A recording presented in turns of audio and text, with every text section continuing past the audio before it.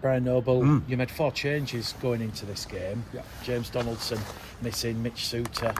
What was the nature behind those? Are those players rested, or was there anything untoward? No, there's nothing sinister in that. We wanted to have a look at the whole squad. We promised the whole squad a run out, and we've achieved that now.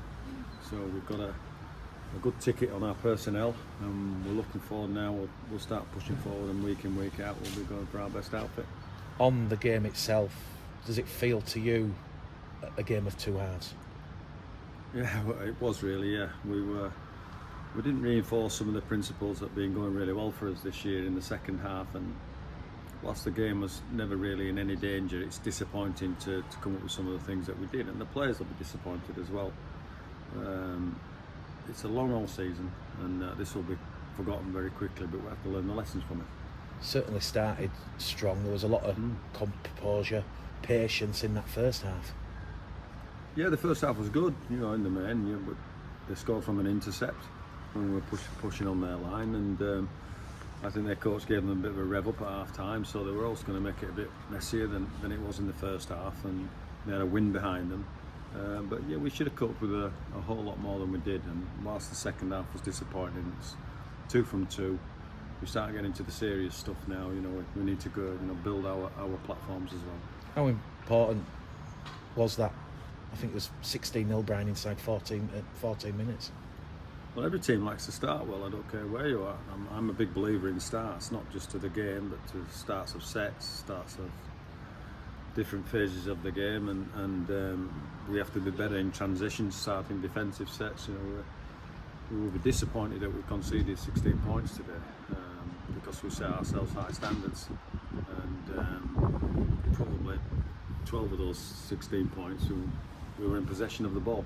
So we need to look at that, and we need to look at what we did well, and not get fed up of being boring, which we can be. I don't mean that we play boringly, but some of our systems are boring, but they bring results, and we just need to reinforce that. In terms of that line speed and intensity, you must be delighted, especially in that first half. I don't think Hunslet had many sets inside the Bradford 20-metre line. No, and alternatively, it's a tale of two halves, as you quite rightly point out. We didn't replicate that in the second half, and that's about starting the second half in the same way, and we didn't.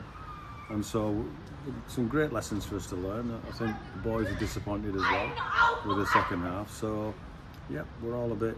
We're going to go by our mantra. We've got things to learn. What was the message at half-time, Brian? Because you had a very healthy 30 points to 6 lead. Well, the message was great. That Hunslet will have a turnaround. They'll have a bit of a difference. You'll face a different animal in the second half, and you need to be ready for that. And we didn't cope with it too well, probably on the back of what we did with the ball on the start of the sets. We dropped the ball a couple of times. We tried to play a bit fancy, dropped the ball. They scrambled over a try, so it just made the game a whole lot harder than it should have been. It felt like Hunslet were in that second half, that mood, Brian, to kind of like suck you in down the middle and try and disrupt things. Are you a bit disappointed that we went down that kind of rabbit hole? I'm not disappointed. It's the start of the year, and we're learning lessons as we go along. And I think the reflection is, you can't take anybody lightly at whatever stage of the game, because if you let somebody off the hook, they'll certainly take advantage of that. And we don't have that facility this year. So, we've seen everybody in our squad over the first 4 or 5 games now. We've looked at everybody, and we'll go close to picking our best team next week. Tyra Knott certainly looked to grasp his opportunity, 65 minutes, and his break in that first half for James Meadows' score, very alert. Yeah, well, straight from the practice field, it was good. I thought he looked good in the first half time, and clearly he wore on as the game went on. But yeah, he's certainly stuck up his credentials. Tom Holmes didn't come on in the second half. Wonga Blake went to full-back. Why was that, Brian? A precautionary. Tom tweaked his hamstring in practice last week.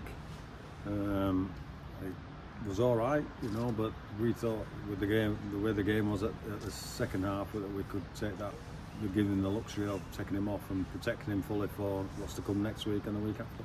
There was a period in that second half, Brian, when it got a little bit close after 3 quick-fire tries for Hunslet. You then brought back on Ebensker, Michael Lawrence. That seemed to settle the game down and the side down. It took a while for that to happen as well, so it's We need to be a little bit more direct, and that sounds strange for us. We need to understand what we're successful at and how we build pressure as well as put pressure upon ourselves. And we had some lessons from that in the second half. I never thought the game was in danger, and it was one of those games, if the truth be known, I just wish they'd have blown it 20 minutes into the second half, because it got scrappy, it got ugly. It was in Hunslet's favour to make it that way, and they did. And so a bit niggly, if you like. So it was... Yeah, we've got some good lessons. You've mentioned and referenced previously, Brian, it's going to be week 9, week 10 before Bradford. Your version of Bradford is where you want it to be.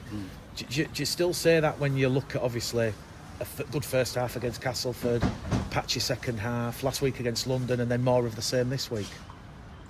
Yeah, I don't deflect from the fact that I still think it's going to be round 8 or 9 before we see the full Bradford. You know, any team, I think that's the same for any team. You've got to find out and go to these places and seem to learn the lessons that I understand and Greeny understands are brought out over X years of experience, and some players have to go through that to recognise what we're good at and what we're not good at. I think I've got an idea of what we're good at, and I just think we need to reinforce those principles. Joe Keys did play. Could he have played if you needed him? A push, but I wouldn't have pushed him. I'm certainly hoping, I'm probably confident that I'll be available for next week. And just on Tom Holmes, is it too early to say, Brian? No, he's fine. He could have played on in the second half. He was all right. He was precautionary on our side. Just a final one from me. As you've seen with the results this afternoon, Oldham and Batley drawing, narrow win for Toulouse at York, who are winless. This championship, this competition, you know, there's going to be shocks aplenty, and if what you've seen today in the second half, and you know that bravery and spirit from Hunslet doesn't excite you, you know, it's a great competition. First of all, give credit to Hunslet as well, which I haven't done yet, which I should have done. It's remiss of me.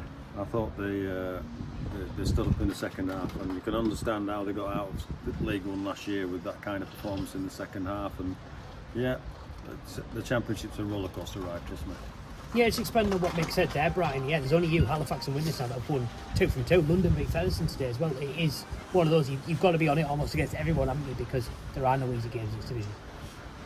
So call me dull, or call me old-fashioned, but I've already said you've got to take this competition week by week and understand the challenges that not only come with the game that you're playing, but within the game that you're playing as well. And if we can stay grounded and reflect upon and understand those challenges, we'll be in a better position than projecting to, like you've just done to me. Well, we're 2 games in and they're gone and they're gone and they're gone. Yeah. There's loads to go. It's a great competition, it's the championship, and we'll get beaten. But we've just got to, you have to look at it in the light of day and say, boy, this is a tough competition. It is, and there's loads to go for Bailey Liu as well. So he came in late, scored a couple of tries, picked a couple of really nice lines. How pleased out with him, and how much you've seen the progression from him since you got him in January? Yeah, he wasn't a late pick. We picked him early in the week, so he knew he was playing. Yeah, I'm pleased with what he's done. I think his engine needs a bit of work, but that's because that's his first full game, other than the bits he did at Dewsbury. I was pleased with him. I was pleased with Nathan Mason. I thought he showed his credentials again and why he's in and around. And now we've given, and Tyron, not you both mentioned Tyron, has put pressure on the selection process. But you know, when you consider we didn't have Suter, Donaldson, and some others out there, G particularly, Jade Knockenburr. We've got some good players to think about now in the whole of the squad, and let's hope we're wholly healthy next. Joe Keys as well, we're wholly healthy next week, so we can do that.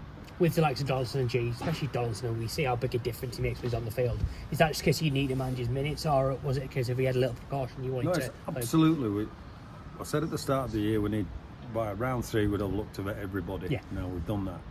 And now myself and Greeny have to sit down and say, right, how are we best prepared to tackle this situation week in, week out? And still drip feed people in, not wholesale changes. I think we made 4 last week and 4 again this week. It would be less active, the interchange market, if that's the right expression.